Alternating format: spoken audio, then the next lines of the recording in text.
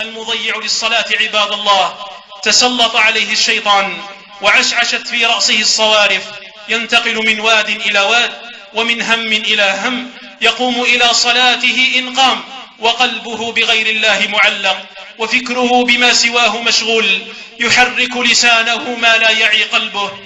ويل لهم عن صلاتهم ساهون، ويل لهم يراءون ويمنعون الماعون.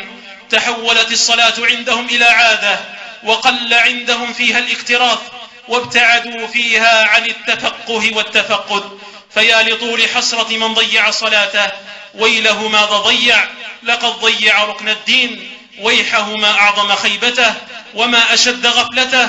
حرم قرة العين وراحة البال وبرد اليقين. يسمع منادي الصلاة والفلاح ثم يدبر ويتولى، وكأنه المعني بقول الله عز وجل: فلا صدق ولا صلى